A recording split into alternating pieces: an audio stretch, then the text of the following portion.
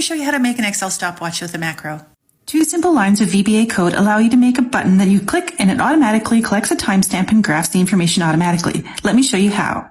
First, we're going to make some room for our chart elements and add some labels.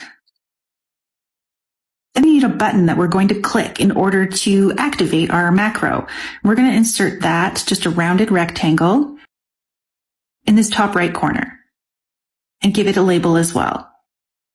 Now at the bottom here, we're going to select this and we've got to change the format of this so that it collects in hours, minutes, and seconds. So we go custom and then hours, minutes, seconds, and press OK. And now we need to figure out the difference between those two numbers when we collect them. So we're going to go equals the last number collected minus the last number collected times 86,400, which is the number of seconds in a day. And then we have to format that as well. And we're just going to make it a number with no decimal spaces. And now we're ready to go. I'm going to format this so that it's nice and centered and looks pretty at the end of the day and drag these down for now. Now we're ready to create our macro.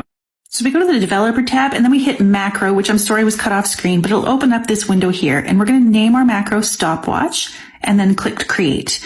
And in here's where we're going to write the VBA code. And it's really simple, just 2 lines. Active cell dot value equals now with a spelling mistake for you. And then press enter and then active cell dot offset and 1. And what that does is it sets you down 1 cell under where you were previously and then select. And when you're done, you just close this. You don't have to save it or anything. It's automatically saved. And now we can assign it to this button. So we wrong click on the button, choose assign macro and choose stopwatch from our list. And then we press OK. Now it is ready to start collecting times. And as you can see, the formatting is a little bit wonky here, but we're going to fix this in a second so that we don't have to continually drag this formula down in order for it to do the delta T calculation. So to do this, I'm going to turn it into a table. So I'm going to select a few rows of it and go insert table, or you can press Control T and then press OK.